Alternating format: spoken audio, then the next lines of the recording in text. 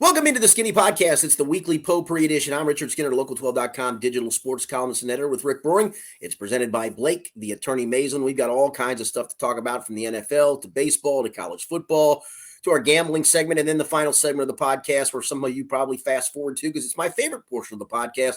You can ask me a question on any topic. Just go to the Twitterverse, head up the hashtag AskSkinnyAnything. It does not have to be sports related. It certainly can be, but it does not have to be. And I'm just happy to be here. I told Rick a story about my trip to Cleveland before we did this podcast that I cannot share, but I'm happy to be alive. I know those colleagues of mine on the trip are glad that I'm alive, and so here I am. Hopefully you folks are happy I'm alive too. I'm certainly glad you're alive. I am curious, how often do you hear that, though, that people tell you, oh, I listen to the podcast, but I actually just fast forward and listen to Ask Skinny. There's a bunch. Yeah, that's that's what I usually hear, too, which is, okay. It's great. I'm thrilled that they listen at all.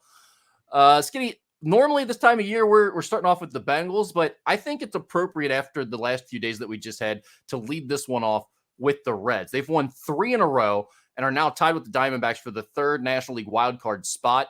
They are both a game ahead of the Giants. There are just 15 games left, basically 2.5 weeks of the regular season. So, first of all, I'm just impressed that this team has hung around this way. But my question for you is, do you think they have enough pitching to get through these last 15 games and maintain where they're at, which is in a tie for a wild card spot right now? I don't, but I think they're going to find a way. I mean, that's kind of what this season's been like. I don't. Abbott, Ashcraft. I mean, I had a question yesterday.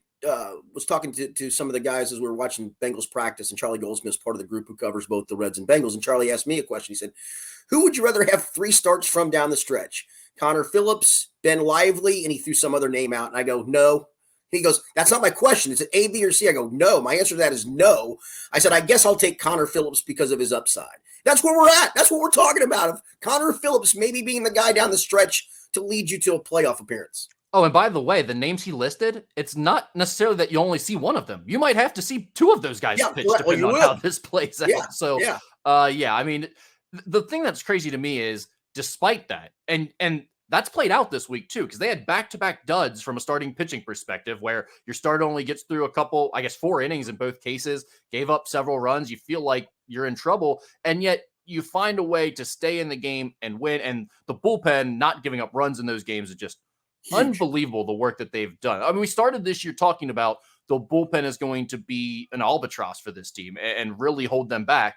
And now we're finishing up the year in a playoff race and talking about the strength of this team is the bullpen, and it's what's keeping them alive. It's unbelievable the way that this season has continued to evolve. Yeah, as we're doing this podcast on Thursday morning, they play that 3rd game of the series with Detroit this afternoon. They're going with an opener. They're going with Derek Law. That's where we're at. I mean, he just saved the game 2 nights ago, and he's opening the Thursday game. How goofy is that? Well, it was funny because when they brought in Duarte last night, Wednesday night, I was thinking that might have been a spot for Law. I'm like, oh, a little interesting. They brought Duarte in there. And this is why. Law's starting the game tomorrow. So it's just crazy, but they're finding a way. And hats off to David Bell and his staff. They're finding a way. They're pushing the right buttons, at least enough. And, I do think all the injuries they've had, getting Fraley, getting India, getting Votto back, that is making an impact to some. And we talked about that a couple weeks ago of how much they missed Fraley and India in particular because of the fact of, they may not always be the most productive people and players, but they always are going to give you good at bat. And if you do that 5 times a game apiece and you grind on a pitcher, that's going to help the rest of your lineup out. And so I think getting those 2 guys back in particular was important. I'm glad Votto got back because, you remember 3 or 4 weeks ago, I think I was in the camp of I'm not sure we're ever going to see him again, and this was going to be the way his career was going to fizzle out. Instead, he's got a legit chance now to help this team make the playoffs in what will probably be his final season with the team and go out on at least a note knowing he competed as opposed to knowing his career fizzled out because the shoulder just couldn't come back. Yeah, and I mean, that home run he hit in his first game back, his 40th birthday, it's a bomb. Way up there. So at least, I guess I shouldn't say he looks healthy because it seems like he hasn't been healthy all year the way he keeps going out. But I mean, physically, there's still some strength. He could still swing enough to hit the ball 400 plus feet. So you would hope he may have a little pop in that bat to give them some help down the stretch. Now, one guy who made it back from injury, and it's been a long road for him, and I thought was going to be a huge part of what they were doing, was TJ Antone. He looked great. And then in the 6th inning, all of a sudden he's got elbow discomfort. He has to leave the game, and now he's on the 15-day disabled list. I did see a quote from him today saying that he's not overly concerned with it, but I mean, Skinny, a guy that's had this type of arm trouble, Tommy John surgery multiple times, to just get back now and already be dealing with some elbow discomfort, that's got to be concerning. Yeah, I mean, when you have 2 Tommy Johns, I mean, that's alarming enough, and then you have more discomfort there. I don't think it's going to be obviously a quick fix, and you're talking now that takes you probably to the end of the season before he can even begin throwing again. And you're right. I mean, he played the opener role. What was it, last week in a game, or maybe whatever it was, not too long ago, and threw the ball really well. So you were hoping that he was going to be, no pun intended, a shot in the arm. But yeah, to answer your question, your initial question, I don't think they have enough pitching to get down the stretch, but I think they're going to find a way to do it. They're just going to keep going to the pipeline. And when somebody's arm is tired, he's suddenly going to magically be on the COVID list, and somebody else is going to come up. I mean, it's been a weird year, and why not let it finish on a weird note? Because this couldn't be easy, was never going to be easy. I guess maybe it wasn't supposed to be easy. This feels like 1-game playoff scenario, right? Like this team is definitely going to be tied with someone, have a 1-game playoff, and we're going hopefully you got the tiebreaker. Yeah, hopefully they have the tiebreaker on whoever that might be. Oh yeah, true. But so we'll come down to the last day of the season, and they'll need to win one, and it's going to be like Ellie stealing multiple bases or something like that. Matt McLean's the other guy that there hasn't really been much out there in terms of a return date for him. What have you seen anything else there or heard? No. When you're talking to some of these other reporters? That last time that he got extended out from the injury list is the last I know, and that again puts him very late into the season if he gets back at all. Yeah, that's another tough situation, but they keep finding a way. So we'll watch these last couple weeks and continue to enjoy it. One last question I had on this note, speaking of Derek Law, there was a situation the other night before the game started where we had a long anthem standoff. The umpire had to tell the guys, hey, you're going to be ejected if you don't go back to your dugouts. And finally, Derek Law won the standoff. Are you an anthem standoff guy, Skinny? Do you think this is funny? No, I don't think it's funny. Yeah, I don't. Why are we doing that? What's the point of it? Yeah, I don't understand the point of it. That feels like a thing that probably would have been funny in D3 knothole or whatever it is. I mean, maybe, but I don't even know if it's funny there. Again, is there a point to it? Is there does each team put up like a pool of money to settle this? That the winner of the standoff, the team splits whatever the prize money is? Or there's got to be something to it other than just doing that. Yeah, there better be a lot of cash involved in a situation like that to up the stakes. Because I get it, locker rooms are different, they're childish, you come up with dumb things to keep yourself entertained throughout the course of a long season, but that one's just like, come on. I can't remember if it was earlier this year or last year, there was a standoff, not with the Reds, it was another team where they did eject the guys. Yeah, well, it should be. I mean, I think you like, honestly, if you do this, not because you're holding up the game, but just because you're so lame, you should be ejected. I'm fine. I'm not a big fan. I'm anti-bat flip. I'm anti-standoff. I get it. I'm yelling at clouds. I'm fine. All right, let's move on to the Bengals, who got embarrassed in Cleveland 24-3 last Sunday. The offense was a disaster. Joe Burrow looked bad.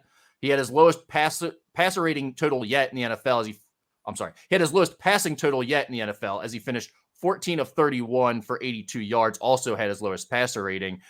Skinny, was this actually a worse opener for Joe Burrow than last year's against the Steelers? Oh, by far. But I'm not here to make excuses. It was poor all the way around. It was poor play calling. It was poor execution. It was poor everything. I think you had a perfect storm of, he even admitted after the game his calf was, quote, good enough. I don't know what good enough means, Rick. Is that 80%? Is that 60%? Obviously, the calf was bothering him. You could see it in the game. He never scrambled forward, and he'll do that about 3, 4, 5 times a game. He'll scramble for positive yardage. He did move around in the pocket well enough to avoid some pressure, but every time he started to take off, you might remember he would literally, there was one where I think Irv Smith was a yard in front of him. It was almost like hot potato, like, I don't want you to take it. I don't want to get hit. You go get hit. And I do think it bothered him. He even yesterday doesn't sound like it's quite there yet either. So even a few days later, and so you had the perfect storm of the calf. The weird rain was weird. And Burrow, I thought, explained it pretty well yesterday. He even said, listen, I'm just giving you facts. I'm not making an excuse.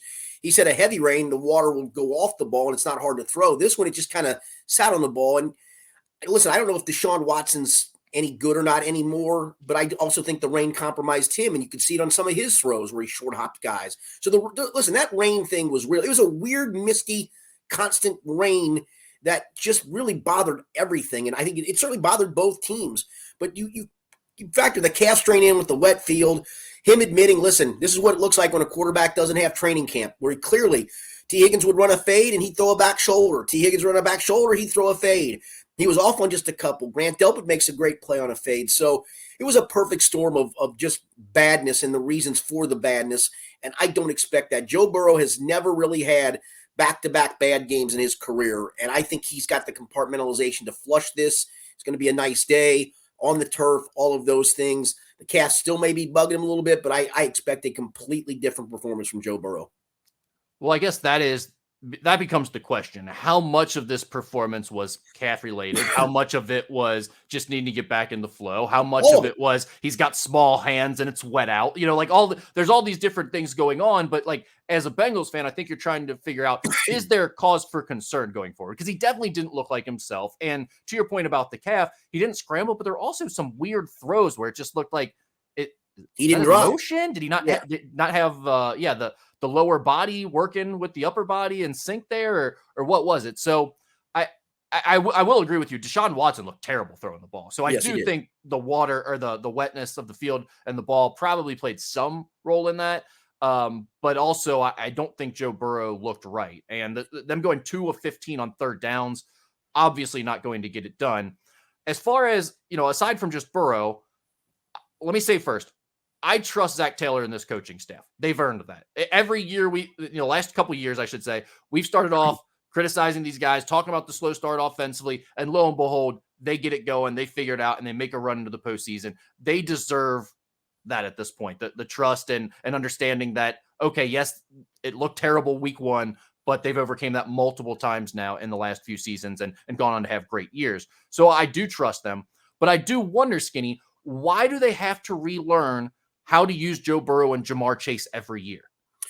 Well, I think in this particular game, I know a lot of people can point to the play calling. I know there's a lot of people screaming about they didn't use the middle of the field. And I thought Brian Callahan explained that well, that they used a coverage that really muddied up the middle of the field. And then when they got one-on-one matchups on the outside that they liked, the timing was off. That timing's not because of a play call or a play design. It's because of Joe Burrow just, again, he said, this is what it looks like when a quarterback doesn't have training camp. And I truly believe that. So I'm taking it as a one-off. And I know that's easy to do. I know it's hard for some fans to do because it looks so damn ugly. And, this season also, and I get why there's a little overreaction here, because this season wasn't just about getting back to the playoffs and hoping to make another run. This was securing the number one seed to give yourself the best chance to get to the Super Bowl, not have to fight through the road trip of the Super Bowl again, because that's extremely difficult to do, as we finally found out last year, having to go back to Kansas City and win again. So I do understand all of those things, but let's see how this plays out on a nice day when they've had another week together. And a dry football. And if the calf is still an issue, the accuracy is still an issue, maybe some usage of the run game is still an issue, because I thought they could have leaned into that a little bit more, then we can push the panic button a little bit if this team starts 0-2 with another ugly performance. But look at Joe Burrow's career back-to-back games. He's never had a game, and I can't remember, I had to have it in the story I got up on local12.com, where he's had a passer rating under 70 and followed it up with a passer rating under 90. He just doesn't have back-to-back bad games. It's just not in his DNA. Yeah, and everything you're saying, I'm in agreement with, and I feel that way too. It's like, let's just see what happens this week before we start getting all worked up about it. But I do think, going back to last year, I remember vividly, maybe week 2, week 3, somewhere around there, having a similar conversation with you about, there were all these experts who are doing the films breakdowns, and they're talking about how all these other teams use motion and get Tyreek Hill goes in motion to do this. The Chiefs put all their guys in motion. They mix it up with all their star players, use them in different ways. And the Bengals seems like running their guys, same routes, same spots, same guys are guarding them. You know exactly what to expect.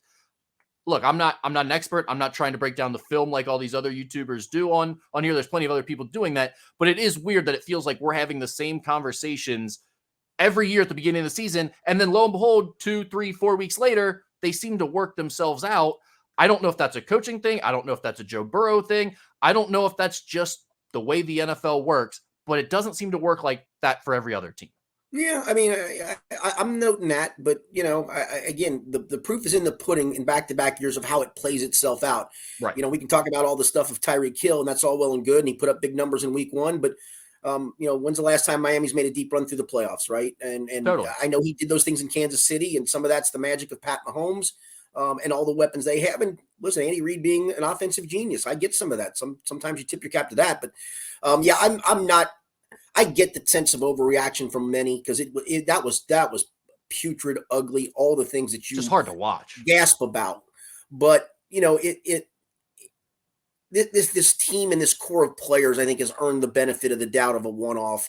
If they were 7-2 and kind of like last year, remember they went to Cleveland in October and they didn't have Chase and it looked ugly. Remember that it was the Monday night game and it just looked horrifyingly bad. Like, oh God, this team is never going to get back on track. Well, it quickly got back on track and then had a bye week and then went on a huge run of wins after the bye week. So, I'm going to reserve judgment to see what happens to him with another week of the calf, hopefully getting better, and another week with his receivers in practices, and another, in a better weather condition.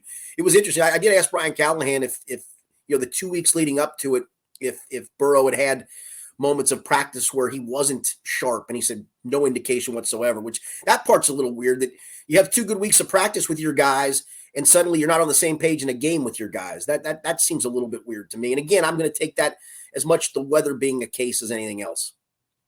Yeah, and then look, that's why I started off that last statement by saying I completely trust Zach Taylor and this coaching staff. Like I agree with you completely. They have figured it out back-to-back years after slow starts, and they've made runs into the postseason. That's all you can ask for. Now, again, they have Joe Burrow, which helps a lot, and maybe more of that is about him than it is about them, but they're part of it too, and they deserve that respect. So I'm all on board of that. You mentioned part of it about Cleveland and the game last year against them.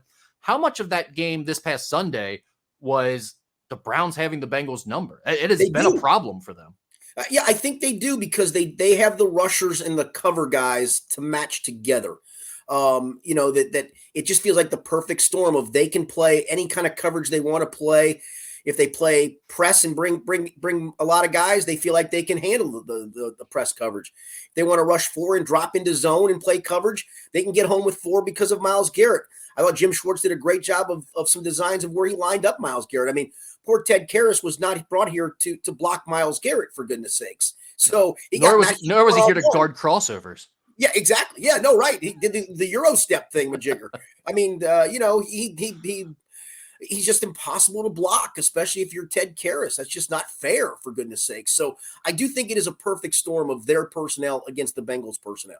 I'll say this: Ted Karras would be a disaster in ball screen coverages on the he would. Floor. Yeah, his lateral quickness just not there. Yeah, I'd probably have to blitz it and hope for the best. Yeah, I think you're right. Double team that one.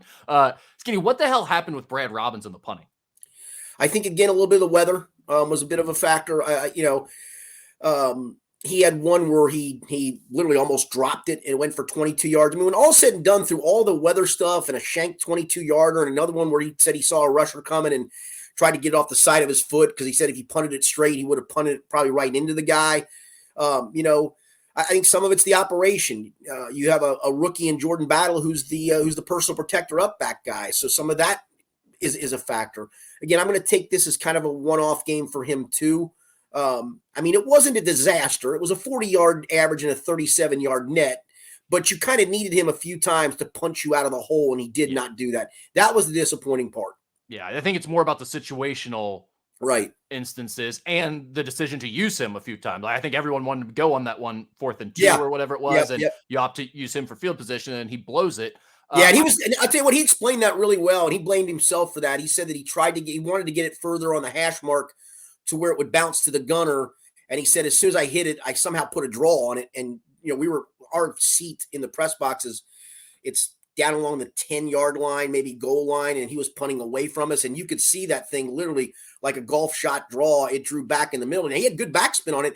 And it did check up pretty quickly. Unfortunately, it checked up 2 hops into the end zone as opposed to it checking up to where the gunner could have grabbed it. And he totally blamed himself for that punt. But yeah, that was a spot you need to get the job done. That's what they kept you for, is to make big punts in those situations. Right. I'm just a little concerned that we had to talk about a punter's resiliency and mental toughness after week 1. That doesn't inspire a lot of confidence. I will tell you this. Not something I wanted to talk about. Yeah, I will tell you this. That cat's mentally tough. He's a different bird, man. He is in a good way. I mean that in a good way. I really enjoy talking to him. He is different. I will give you that. Skitty, you were talking about the Bengals putting themselves in position to get that 1 seed, not have to go on the road in the playoffs, not have that difficult road. I guess on one hand, it's good news. On the other hand, it's a huge missed opportunity. But the Bengals, the Bills, and the Chiefs are all 0-1 after week 1. So despite as bad as this looked, and it was a disaster at least on the offensive side, you didn't lose any ground in terms of the teams that you're really competing with. Yeah, the 2 teams that are interesting to me that you may have to put in the conversation for that 1 seed as we evolve in this season are Jacksonville because of the division they play in. And you've got a chance, though, too, to hold maybe a tiebreaker with them when you go to Jacksonville on a Monday night in December. And the other one, believe it or not, is Miami. I mean, if Tua stays healthy, we know that offense is capable of doing things. I think the big question is, can Tua stay healthy? Because if he doesn't, it looks completely different offensively. So they would worry me a little bit. But I think in that division, too, the other 3 teams are capable of beating Miami, and I'm including New England in that mix as well. I don't think New England's a playoff team, but I think they're capable of beating Miami. So when all is said and done, where it always felt like 13-4 was the magical number to get to either be in the conversation or to salt away the 1 seed, maybe this is a year in the AFC because there is so much cannibalization, so many good teams.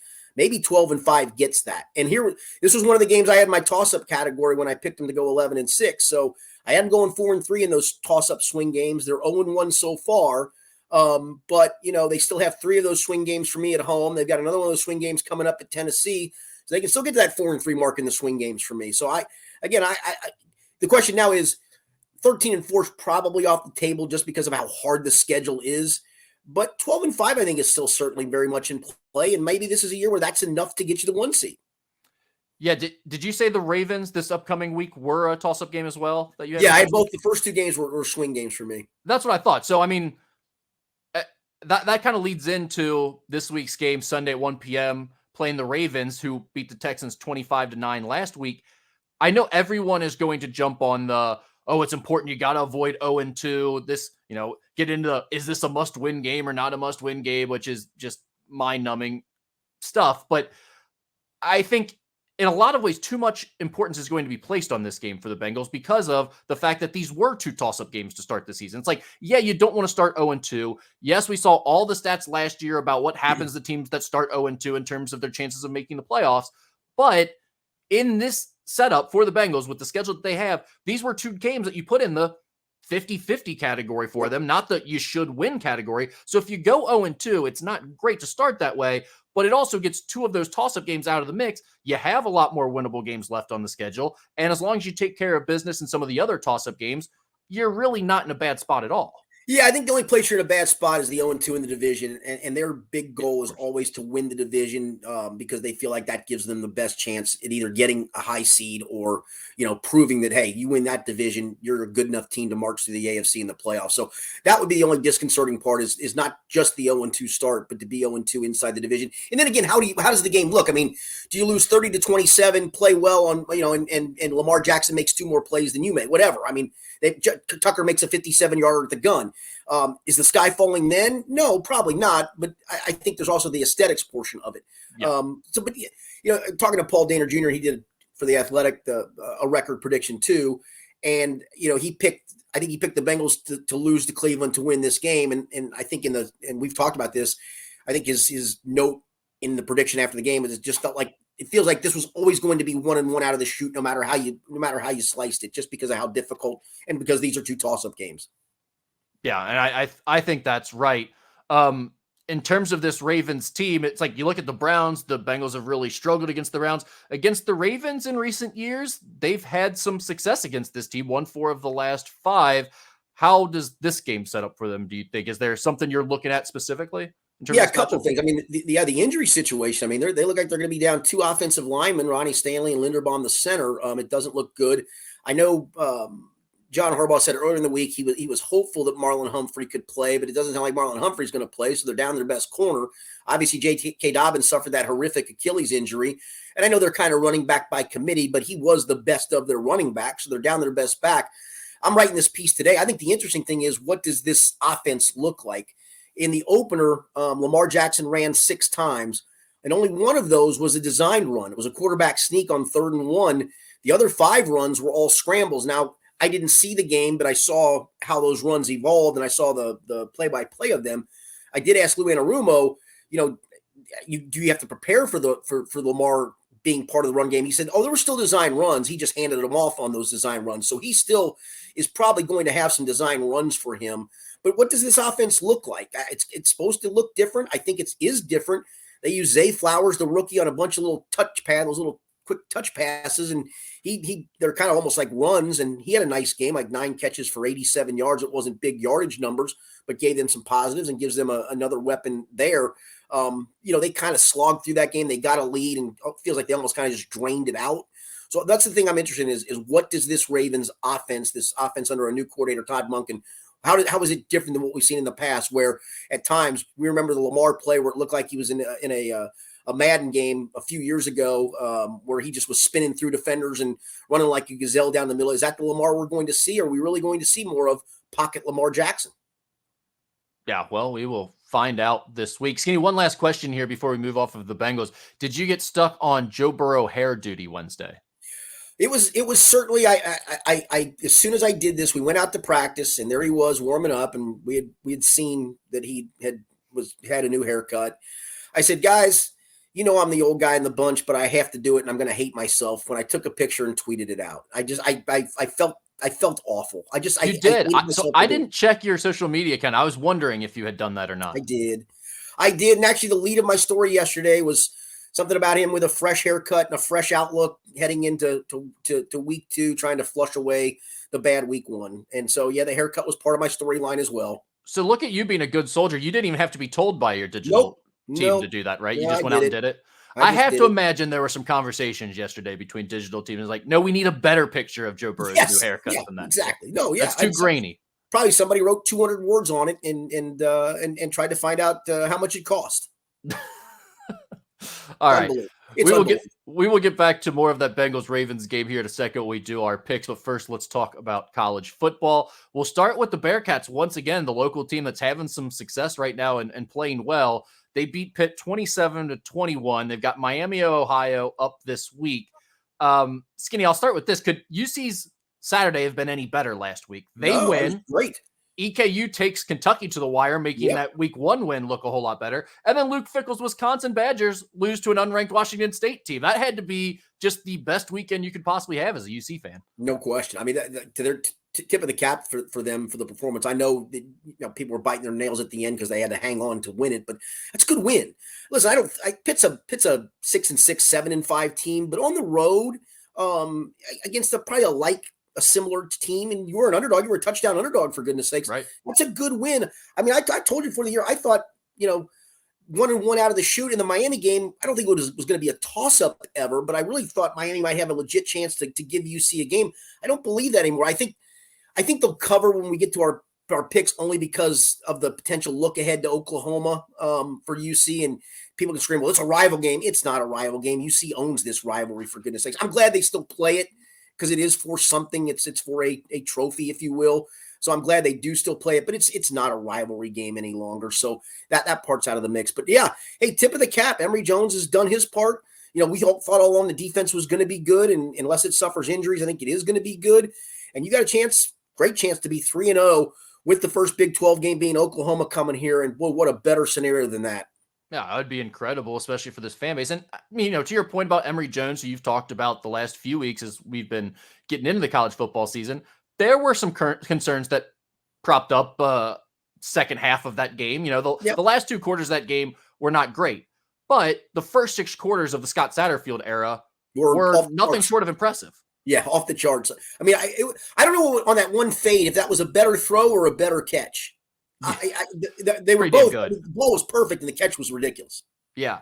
So, I mean, I just don't see how, as a UC fan or anyone watching this locally, could not be impressed with what's gone on for Scott Satterfield and all of these new guys that he's put together here on this team. I mean, I think there were definitely questions coming into the season. So far, they've answered those, and they've gotten themselves off to a good start. So we'll see where it goes from here. It's definitely going to get a whole lot more difficult after the Miami game. But like you said, you start 3-0, and that's as well as anyone could have predicted here. So. But, you start looking around the Big 12. I mean, Baylor hasn't been very impressive. Iowa State's not very impressive. West Virginia's not very impressive. And that's 3 more of the opponents they got. I mean, listen, good for Kansas. I love when teams like that have been down for so long have whatever sustained success they're having at the moment with a winnable, a good year last year and off to a good start this year, and they don't play them till the final game. But I don't consider that an overly daunting game either. So suddenly, I don't think Oklahoma State's a daunting game either. I mean, so suddenly when you start looking inside the league, it's like it's still the Big 12 and it's still an upgrade in competition and all of those things. But you're not facing Texas. You're not facing Texas Tech, which hasn't gotten off to a good start either. You look at that schedule inside the Big 12, and it's not quite as daunting as maybe you thought when the year started, at least what I thought when the year started. Well, I think to your point, there are some more pits left on the schedule. Right, it's like teams that are maybe going to be favored over you, but are very much winnable games. And I think that's the position UC is going to find themselves in a lot this year where, okay, maybe you're a 3.5 point underdog, or maybe you're a 6.5 point underdog, but you've got a legit chance and you're going to be in those games. And they keep playing like they've been so far. They're going to have a chance more often than not. All right, let's move on to your Wildcats, Skinny. They beat EKU 28-17. It didn't feel much like a win, I'll tell you that. They have Western Carolina coming up this week, so nothing interesting there. But no, they've got Akron. Oh, I see. Excuse me. They have Akron coming up this week. How much did that performance worry you this past week? Well, I didn't watch it, but I kept getting texts from friends and family, and they were upset the whole time. And I was playing golf and just near Cleveland that afternoon. And I had my phone with my CBS Sports app, and I kept looking at it going, okay, any second now, flip the switch on. Any second now, flip the switch on.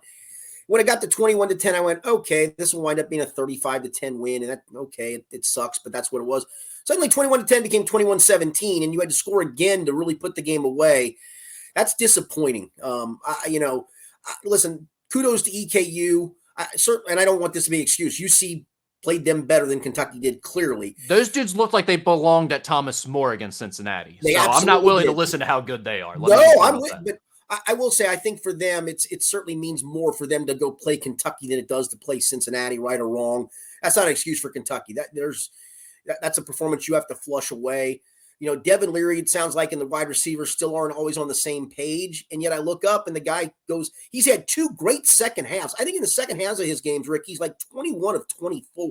Yeah. So I don't know for him if it's like a feeling out process, but he's gotten much hotter in second halves. And I know he didn't have a great game, but I look up and he still threw 4 touchdown passes. Yeah. I mean, but again, against EKU and throwing meaningful touchdown passes late in that game is not a thing to be proud of. That's for sure. I mean, the poor chemistry between him and the receivers is officially a thing. It's just constant. It seems like every play in the first half of these games, the receivers are throwing their hands up at him going, what's going on? Well, and he's looking back at them going, oh, I don't really know why that ball short hopped you by 10 yards. This was an issue last year, and I think it's Freddie Maggard, who's a former Kentucky quarterback who does some analysis down in Lexington on radio, and I listened to a little bit of him on Monday. He actually was critical of the receivers and the way they run their routes, that they don't come back to balls. They round off their routes too often. They're not very crisp in their routes. And that was a complaint last year. Now, listen, the guys who are back, the 2 sophomores, are just super talented kids. They can both fly. They're both athletic as all get out. They make big plays. But that was a criticism last year of those guys. And you would think it would that's freshmen, right? Hey, you can't run a route sloppy in college, man. You got to run it crisp to make it right for you and the quarterback. And I wouldn't have expected that from them in their sophomore year. And so I'm going to pin a little bit more of the blame on them, it sounds like, than I am on Devin Leary at this point. Well, and I don't necessarily disagree with that because, to your point, they are very inconsistent, those young receivers. I mean, they make the big plays occasionally, but there are so many times where there are drops or they're just nowhere to be found. You don't see them for 3/4 of a game. So I could definitely see that being the case, but they've got to give that figured out because week 1, I thought, okay, maybe it's just a couple of camera angles where they caught a guy at the exact right time and saw some communication stuff going on. But after last week, I mean, it's pretty obvious there's something going on, at least in the first half of that game, between Leary and the receivers not being on the same page. The other thing is, Skinny, what the hell happened to the defense? I mean, Mark Stoops teams are always good defensively. This team I thought was going to be good defensively. They didn't look all that good defensively against EKU, especially late in the game when it's getting tight and you got to bow your back and get a stop. They're getting ran right through the middle of their defense. Yeah, I mean, you lost two good corners from last season, Keedron Smith and Carrington Valentine, and I think it's shown up right now. The corners, I think they only have 2 passes defensed in the first 2 games combined. That leads you to go, well, thank goodness for some drops and some overthrows and bad throws, because apparently these guys aren't around the football enough. And maybe again, that's a maturation thing. And now we're 2 games in and there's more film to correct off of. And you've got another game this week where you should, powder past an opponent. And let's see if they've made those corrections, because listen, you do ease into the SEC with Vandy, but it is on the road and they did beat your ass last year. And if you keep doing these things, you may lose that opener at Vandy. And suddenly all bets are off of where this season goes. Yeah. It feels like, because in the SEC and Kentucky and what they're competing for, which, let's face it, we don't really expect them to overtake Georgia in the East. So, I mean, for what they're competing for, there's just a little bit of wiggle room there. I mean, there's not a lot. If they don't get this thing figured out soon, you're going to be looking at a really disappointing year for Kentucky. I mean, it's a matter of like 2 or 3 games that we're really talking about here that you want to see them win this year to give them what we would consider a good season. And right now, I don't think they're capable of winning those games. So the other part too, I'd like to see them lean on the run game a little bit more. I mean, the Liam Cohen offense is based a lot on play action. Well, if you're not running it, and you're not running it efficiently, but I don't know if they're not running it efficiently. They don't run it enough. If you don't run it enough, your play action pass game means nothing. Yeah. All right, Ohio State beats Youngstown State 35-7. Another game that didn't feel a lot like a win for the Buckeyes, even though they came away with one. Western Kentucky up this week for Ohio State. Skinny, the big news here for Ohio State is in his weekly press conference on Tuesday, Ryan Day named Kyle McCord the starter moving forward. He said Devin Brown will still play, but McCord has, quote, really stepped up and deserves to be the starter. I don't know if I saw that. I didn't necessarily see McCord winning this job the last few weeks. Yeah. Do you disagree with that? No, I'm kind of with you, but at the same time, as we talked about, if you got 2 quarterbacks, man, you ain't got any. And I think it was probably time to say, you're the guy. Now, you're the guy can't flub up, but I think it gives you're the guy, in this case, McCord, that last bit of confidence boost maybe he needs moving forward to evolve. I mean, he didn't play awful. Certainly Marvin Harrison makes anybody look good, and he had that crazy first half. Marvin Harrison did. I think the disconcerting part isn't Kyle McCord's development or performance at this point. It's the fact they haven't run the ball worth a damn through 2 games. It is surprising. I mean, they've got a loaded backfield in terms of running backs, 2, 3, 4 guys that can probably be a starter almost anywhere in the country, and they're just not getting a lot of production out of it. I will say, in terms of the whole quarterback situation, it's like saying McCord's your starter and Devin Brown's still going to play isn't really any different from what you've already been doing. McCord has clearly been the featured quarterback. I mean, yeah, that's a fair point. Howard Schnellenberger, when he was at Louisville, used to always, and I always thought it was smart because back then, you didn't have transfers like you do today. So you always had guys in the pipeline. So he'd always have his next quarterback up. Every game he would play at least a series in the second quarter just to get him some reps when it was meaningful. And that was kind of by design. So everybody knew it. I always thought that was a smart thing to do. Is that the case here where you say, hey, we're going to give you a series here just to get you some snaps? Or if McCord's on a roll, are you really going to yank him?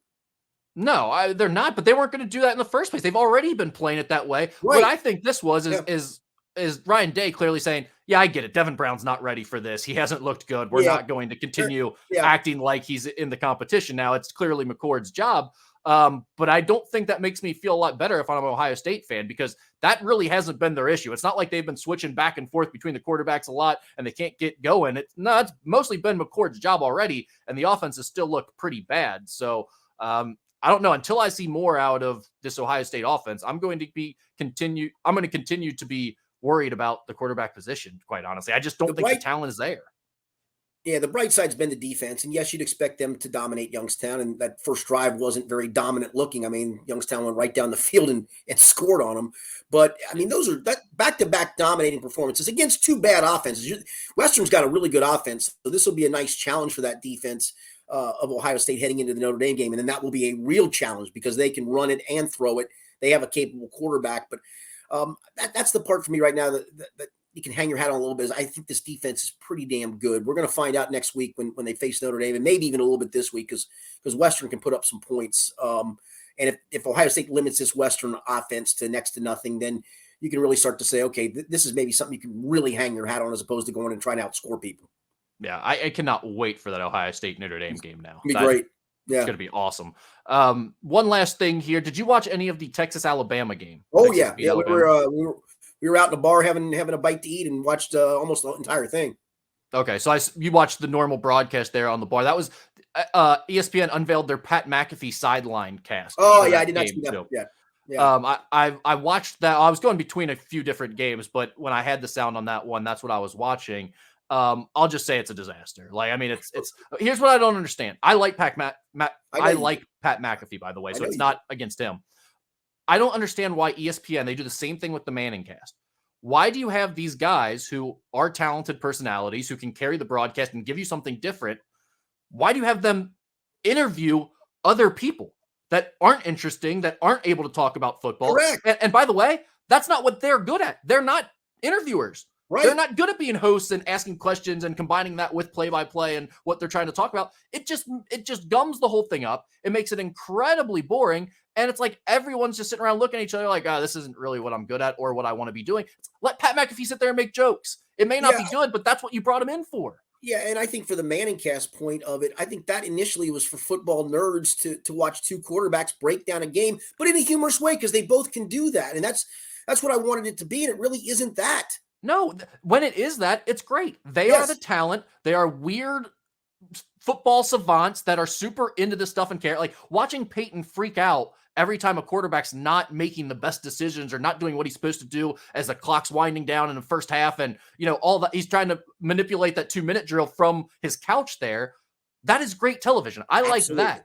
But when you've got him interviewing Lil Wayne or LeBron James during the Cowboys, it's like, who cares? This sucks. By the way, he's not even interested in the interview. He's trying to watch the damn football game and still talk about that. He's trying to fit in a question or two. It's so bad. It's like, eliminate the interviews. We don't need the celebrities. If you want to watch that broadcast, you're watching because of him. Dude, I swear, some of the people in charge of broadcasts, I don't get any of it. I don't get, honestly, I'm still not sure what the sideline reporter's worth is. I really don't. I agree with that. Then we go interview the parents of some little Jimmy. I don't want that. The interview with coaches coming out of timeouts in basketball pisses me off because, hey, listen, as a coach, I don't want to talk to you. And I know, listen, I would be nice to that person because I realize I know this is your job. I know this is the deal we've all made together, I guess, as a collective. But it's honestly, it cringes me so much, these interview stuff, that whenever they happen in a game, I go to some other game, and there's times I don't go back for a while. I'm the same way. I can't stand. And by the way, the question is always something incredibly intelligent, like, Coach, what was your mindset there in the first half that allowed you to get out to that lead? That's all, they always just say mindset. It's something to do with mindset. What was the mindset there for whatever your statement is going to be? It's like, who cares? Honestly, what does it mean? Coach, just talk. But Coach, what are you pissed about from the first half? Yeah, that would be the question to ask him because they're always pissed when they're doing that interview. Coaches are always mad during the game. That's why Popovich was so good at that. He just one word answer. He just hated it. Yeah. And now I will say I've walked this back. There is one coach now that I think is worth interviewing on the sideline, and that's Deion Sanders. He will give you something interesting because he doesn't buy into all the typical media stuff or typical coaching stuff. He'll say whatever he wants to say. Yeah. So he is worth interviewing. But other than that, I can't think of another single coach that's ever been worth interviewing during a game on the sideline. Yeah, it's invasive. Yeah. And by the way, the only good thing that ever happens is when a coach gets pissed off at the reporter for doing their job and looks like a jerk. And it's kind of unfair to both people, but it makes for good TV and makes funny for clips on social media. So, all right, let's get into our betting segment here, Skinny. We were both 3-5 last week, which means you are now 7-5 overall, and I am 5-7. Notre Dame covered the 7.5 against NC State, 45-24 the final there, so that covered easily. My teaser did not cash. Was a disaster. I think I missed all. Did I miss all 4 legs of it? I have no idea because it started with the Giants plus 9.5, and I know for certain that didn't work out. So I didn't get to the rest of the game. I had Minnesota down to a pick'em. That didn't work well. I did have Washington down to 1. That I think I went 2-2 in the teaser, but as we know, you have to hit all 4 legs for it to hit. So yeah, that if it had come down to that Giants game for me because it was already blown out of the water, I would have felt. I've been sitting there going, "Gosh, I got 9.5 going. I feel really good about this." And within about 15 minutes, you felt completely awful about it the way that game unfolded. I've never seen a team get beaten that bad in the NFL. I don't think. Me neither. I mean, that was assault to their quarterback. Poor Danny Dimes. Saturday, 4 p.m., we've got Western Kentucky at Ohio State. The Buckeyes are 29-point favorites. The total is 64. Yeah, I mentioned, I think Western's going to score. They can score. But I think this is where Ohio State's offense also gets going too. I'll go Ohio State 45, Western Kentucky 20. And so that would be Western Kentucky to cover and the over. And I think for Notre Dame, there's probably a little look ahead here towards Notre Dame as well. I think that's probably right. If you looked at my Pickett app right now, which tracks all your betting, the team that I've lost the most money on so far this year is Ohio State. Just out of that, you know how I am. I'm spiteful, and I'm not going to pick Ohio State to cover this spread because it's burned me back-to-back weeks. I'm also not going to pick them to score enough points to get this over because that's burned me in back-to-back weeks. I am mad at their offense. I'm mad at Kyle McCord. I'm going to say Ohio State 38, Western Kentucky 10, so it's Western Kentucky and the under for me. Okay. Saturday at 7, we've got Miami at Cincinnati. The Bearcats are 14.5-point favorites. The total is 45.5. Yeah, it's impossible for me not to pick UC. But I think for the second straight week, I think the spread's off on UC, and I don't know why. Last week, I didn't pick them to win, as you remember, but I did say I love them getting the 7 points because I think I picked it a field goal game. Yeah, it was a 3-point said and done. Yep. This one feels really light to me too. I think UC there is a little look aheaditis because of how important that game next week is, but I think UC's clearly the better team here. I'll go Bearcats 34 to 13. All right, so that is UC easily, and the over here at 47. Yeah. Total was 45.5. So UC in the over for you. I'm on the same boat. I'm UC in the over. I'm going 38-21 here. Little concerned about Miami getting that 21 number, but as you said a week or two ago, you thought this might be a good game. So hopefully that proves to be correct. Saturday, 7:30, we've got Akron at Kentucky. Kentucky is a 26-point favorite. The total is 49.5. What do you got there, Skinny? Well, I thought last week was the get-right game. I'll go with this week being the get-right game, and if it's not, then we got some real cause for pause here. I think the offense does click in this one and gets it going, so I'll go Kentucky 48-10. Wow, 48-10. So that's UK and the over here. I'm going Kentucky 38-10. So 10 points less on that total. I'm a little worried about these first half sluggish starts from Kentucky and Devin Leary. By the way, if you're paying attention here, yes, I did pick 38 points for Ohio State, 38 points for Cincinnati, and 38 points for Kentucky. One of those games I feel good about. I'm not sure which one. If you hit, it'd be great if they all hit on 38. That would be perfect. 38-10, 38-21, and 38-10 were my 3 scores I just gave out. So hopefully one of those look good in the end. Sunday at 1 o'clock, Skinny, we've got Ravens at Bengals. Bengals are a 3.5-point favorite. The total is 46.5. Let me just say, I do not like the 3.5. I don't like the hook. If it was 3, I'd feel much better. That's why Bengals fans are going to hate me. I'm not going to pick against them because I do think they win, but I think it's going to be absolutely a nail biter.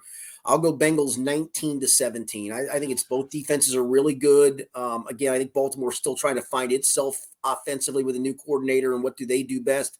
And I'm still not sure the offense for the Bengals is quite in sync. And I think some of this is Baltimore defense related too. So I'll go a close, low-scoring 19-17. Plus, Baltimore's always good at draining possessions. It feels like you have 2 to 3 less possessions for the Bengals whenever they play the Ravens, really whenever the Ravens play anybody, just because of how much they try to drain the clock with their run game. Well, So to be clear, I put my scores down in here before I even asked you yours. So this isn't me copying you, even though we were pretty close on our picks last week. But my score for this game was 20-17. There you go. So we are right on the exact same page here. But we're taking the hook is what we're doing. Yeah, exactly. But this was a little bit difficult for me, Skinny, because on one hand, what you just talked about is absolutely true. The Ravens can melt the clock. If you look at 4 of the last 5 games the Bengals won against the Ravens, they've held them to 21 or less in all of those games, including the one they lost, the 19-17 loss to the Bengals. Yep. So those have been low-scoring games, or at least the Ravens have not scored a lot. But you also have this staff and Joe Burrow have done pretty well against this Ravens team, including some of those huge performances from 2021. So I was a little worried about only picking 20 points for the Bengals here against the Ravens, given some of their success. But I'm going with what you said earlier, given the Ravens, their style of play, and also the fact that the Bengals offense just has struggled last week. So We'll see if they get back on track.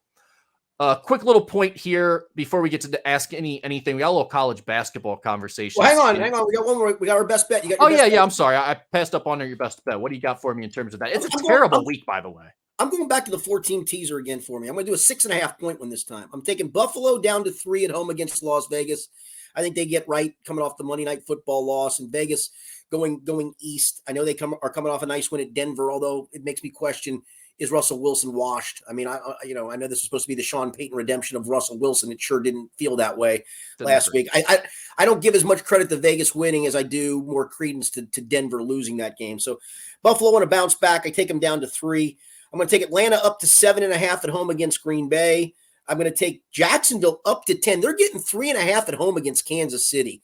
I'm taking them up to 10 at home. 10 at home against Kansas. Ooh. Yeah, up to 10 at home against Kansas City. And to round it out, I'm going to take Tennessee up to 9.5 at home against the Chargers, because the Chargers can't stop anybody. Okay. I like that. So another 4-team teaser for Skinny.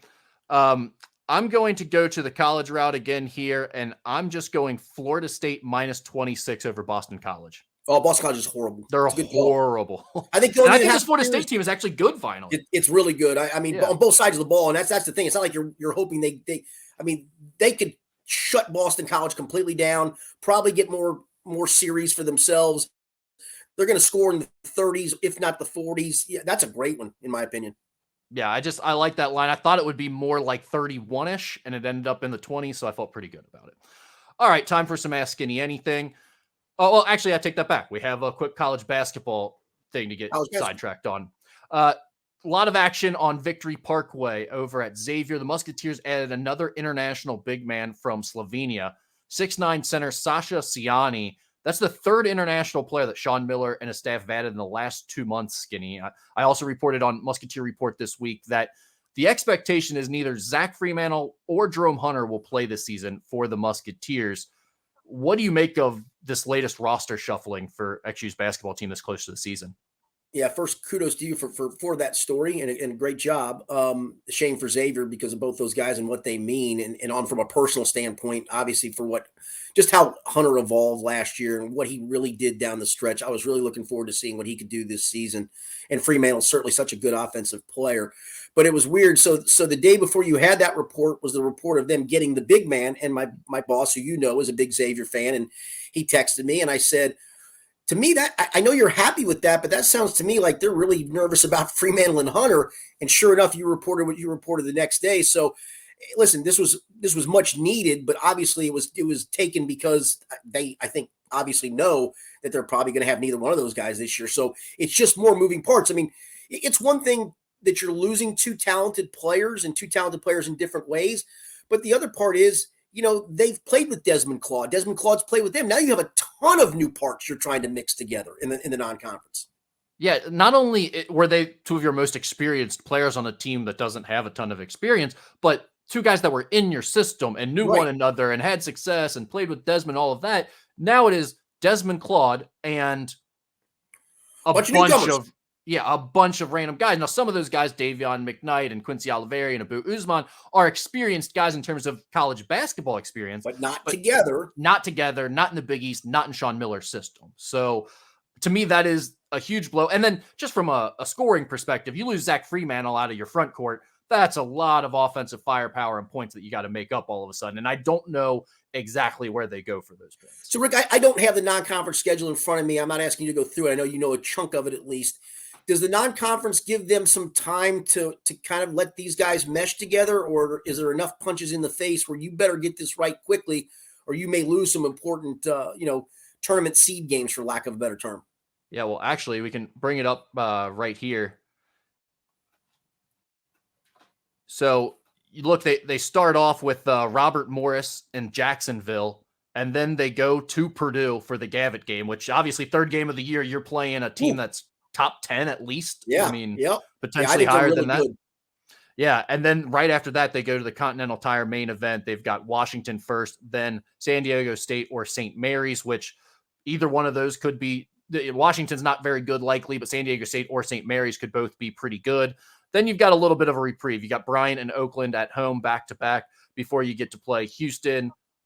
Very tough game. That's at home at least. Then Delaware at home. Then you get the Crosstown Shootout at home, and then Winthrop. So that's kind of the way the non-conference schedule sets up. Basically, you got 2 games to kind of get a feel for this thing, and then you're just into it, Skinny. And I'm assuming they'll have an exhibition game, or they just do secret scrimmages? They're going 2 secret scrimmages. They're going to play Notre Dame is one of them, and the other is Kent State, I believe. All right. So I guess that gives you a little bit of a test in one, maybe one where you overmatch a team talent-wise to mesh, and then those 2 games out of the chute to try to mesh, and then find out kind of where you're at. So maybe it does work out for the best of trying to figure out who plays big in big games, who doesn't, and maybe through the first couple of games, who meshes together. Yeah, and I mean, last year it seemed like we knew what the minutes looked like, what the rotations looked like, all of that, because all of those players were returning. And lo and behold, you get into Big East play, and all of a sudden Jerome Hunter goes from last guy in the rotation to an important piece. And now he's starting in place of Zach Freemantle. And Kiki Tandy goes from a starter and a guy you think's going to score a lot for you to doesn't play at all, can't get off the bench. So these things definitely change as you go on over the course of the season, regardless of how much you know about the roster. Yeah. But coming into this one, I mean, with that front court right now, you've probably got 6 guys competing for 2 spots. And when I say 6 guys competing, I mean, like, legitimately, they all have a chance to get in the mix. I don't know who has a leg up right now. I mean, Abu Usman got the start when they went to the Bahamas, and Kachienze started at the forward spot when they went to the Bahamas. But going into preseason practices, I wouldn't say that those guys are necessarily the favorites to start. Yeah, as we know, a lot of coaches love the 8-man rotation. Some don't. Some evolve from that, and just because of style of play or whatever, however the roster works. But 8-man rotation for a lot of coaches seems the comfort zone. Obviously, Xavier's rotation got really, really short last year. I mean, do you think Sean would expand that rotation this year because of all of that? Well, I think it's always a situation where earlier in the season, you're fine with playing a few more guys, and you're going to have a few wins where you're up by 20 points maybe, or you're up by 17 points. And okay, you can get this extra big man 4 minutes during this stretch, right? As you get into Big East play, I think it's going to be a lot more. I think it's more likely that Xavier's playing 7 guys than it is that they're playing 9 when we get towards the end of the year. Yeah. Just because the likelihood of all of these newcomers being quality Big East players is unlikely, quite frankly. I mean, I think all of them have a chance, but all of them working out, probably not going to happen. Yeah. Kind of interesting, though, that the way this is all working with college basketball, Skinny. Xavier's added 3 guys in the last 2 months, we'll call it. Kentucky's still trying to get a Croatian big man, Zvonimir Ivisic, into school. He's not admitted, apparently. There's all types of drama going on with that. And then with Cincinnati, it's like you got 2 big men, Aziz Bendago and Jameel Reynolds, both waiting on second-time waiver to get eligible. So it's like the front courts of all these local teams right now are very much in the air, and there's still a lot of movement here for it being September. I got to be honest with you. I don't know this from an academic standpoint, but like the kid from Xavier and the kid, the big Z that UK is trying to get. I mean, you're now 4 weeks into college classes at this point, right? That's what I'm saying. And that's why it's so weird, because I mean, the international wrinkle, teams have always recruited international players, but it seems like all of a sudden there's just this new aspect where, you bring them over in August or September, and it creates a lot of drama here right as school is starting. I'm with you. I know there's a little bit of wiggle room, but like, the date to add or drop classes for everybody else is come and gone at all these schools. That's what I thought. So, that's what I would have thought. Yeah. I understand you could probably get some friendly professors and say, hey, can we get this guy caught up?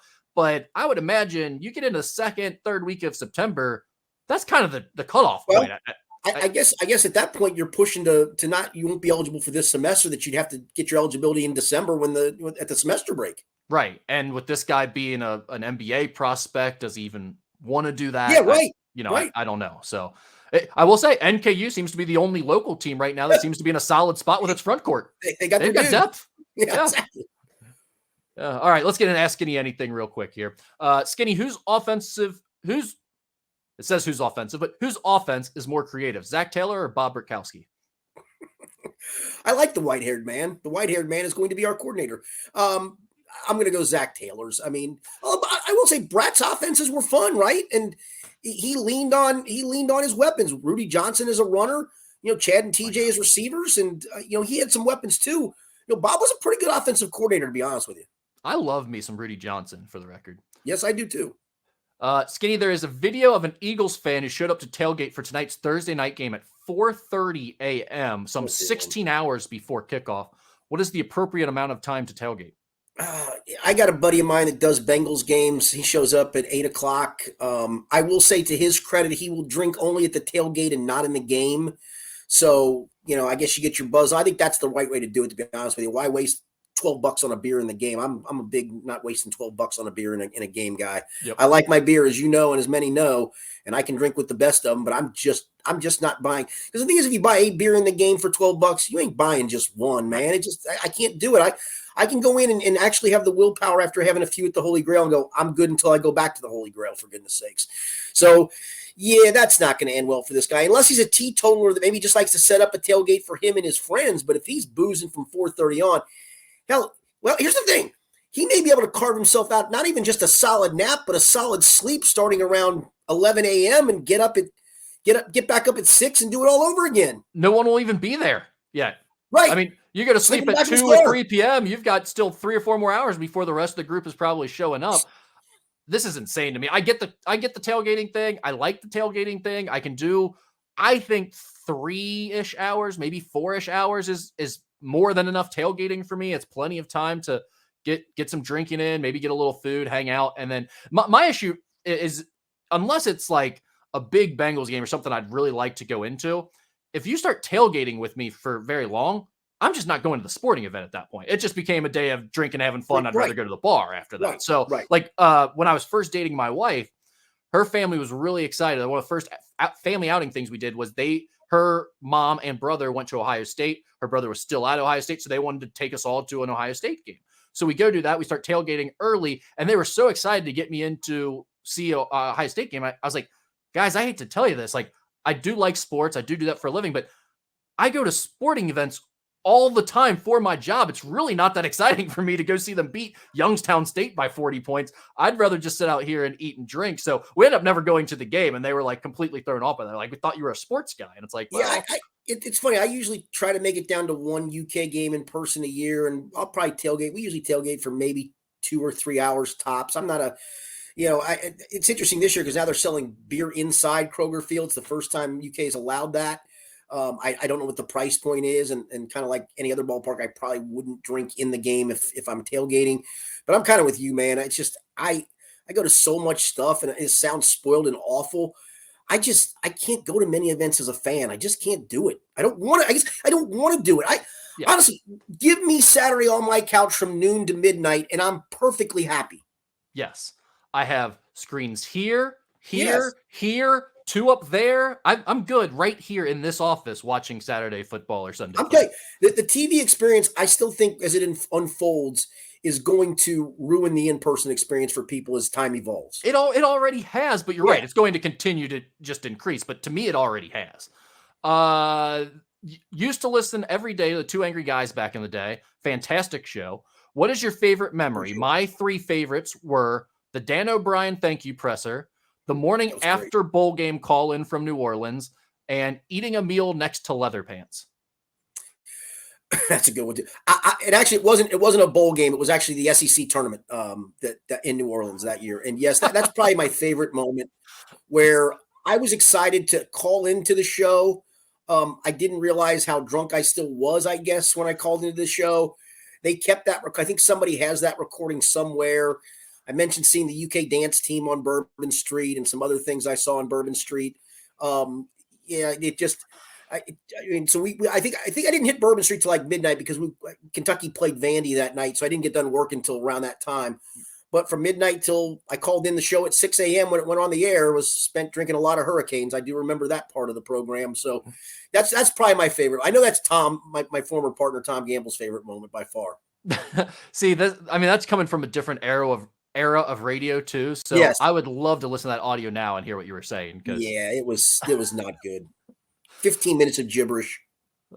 Are there any ones that he didn't mention here? No, those are among my favorites. Yeah, those are among my favorites. Yeah, the Dan O'Brien thing has come up a lot of times, and I just cannot find the audio for that. I've searched probably 3 or 4 different times now, where I've tried every route I can to find. That's not archived somewhere. It's still just started rattling off names of thank yous. Martha Campbell, Rudy Jaramillo.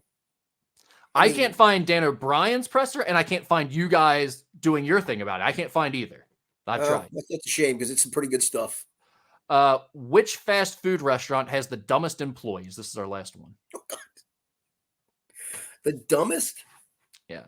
This is tough because you got to go like on average because it depends on where you're at. I don't think this is fast food, but I was in a Dunkin' Donuts in Cincinnati last week, and there was one person in line. She ordered for her and her son like one of those croissant things, so they had to put it in the oven. So Fred puts it in the oven. He walks away for a bit.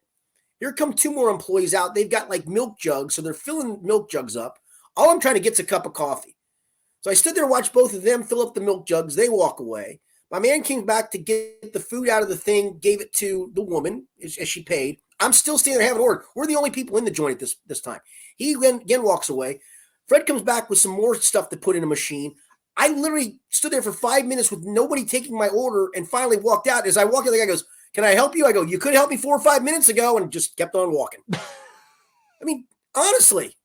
Well, what's funny about that is when I saw this question, I was trying to think of the smartest and dumbest. And immediately for smartest, I was like, I bet coffee shop employees are probably the smartest if I had to guess. But lo and behold, your first example of dumbest comes from a coffee shop. Yeah. I mean, did it take 2 of you to fill the milk thing up? I think like customer service and just normal stuff like that is completely out the window at this point. I do too. Yeah, like my father-in-law will get mad about that stuff a lot. And I'm like, I'm to the point where I'm thankful if I can get what I'm going somewhere to get at this point, because a lot of times they'll just be like, we don't have it, or you're going to wait 2 hours to get it. So I don't care if they cuss at me. I don't care if they take too long. I don't care if they don't really make it right. As long as I get what I came for at this point in 2023, I pretty much just go on my merry way and say, thanks, I guess. So let me give a shout out here. So when I leave Bengals, when I leave Paycor Stadium during the week after covering them, I have a speedway I stop at to get a couple of road pops for the ride home right there by I-75 in Covington. They can't be any friendlier. Those are some of the friendliest, honestly, cashiers I've ever been around. They really are. They're super, super friendly. So I got to give them a shout out. But you're right to your point. I went through a McDonald's drive-thru not too long ago, and they gave me the thing. I said, "Thank you. Have a good day." And nothing back. Not even have a good day. Is it that hard to give me my thing? Say, "Have a good day, sir." That used to be. I worked at McDonald's. Customer service was a big deal, and nobody ever says it anymore. Chick-fil-A is the only one that still has where you have to do something. Yeah. Everyone else, it's like the standards are just like, if you can show up to work, we'll take you. I don't really care how you act while you're here. And so like I said, shout out to the Speedway employees in Cali. They're super friendly people for whatever reason. I think Taco Bell has the dumbest fast food employees, if I had to guess, on average. That's a good call. Yeah. That's a good call. And if you ever look back there, if they're in a rush hour situation or maybe a late at night situation, it is an absolute train wreck mess. You don't want to see what goes on in the back of a Taco Bell before eating it. It's disgusting. There's no doubt Taco Bell, when it hits the spot, it really hits the spot. But if you don't want to see it being made, you just don't. No, I love Taco Bell. It's the easiest fast food joint to eat, in my opinion. But yeah, I'm with you there. You do not want to see it being made. But that is all we got, Skinny. That's the last one. Appreciate it very much. Keep the questions coming. We will be back next week as the Reds make a charge towards the playoffs. Of course, the Bengals will be through week number 2, and we'll see if we overreact in the negative way or if things are righted in the Joe Burrow camp and the Bengals camp. And maybe when all is said and done, everybody in the AFC North, if Pittsburgh beats Cleveland, everybody will be 1-1. We'll be right back to square one. And we'll be right back next week with with another Skinny podcast. For Rick Broering, I'm Richard Skinner. It's been the Skinny Podcast, the weekly potpourri edition presented by Blake, the Attorney Maislin. You can always find our stories here on YouTube, but go ahead and click subscribe to get notifications and stay in the know.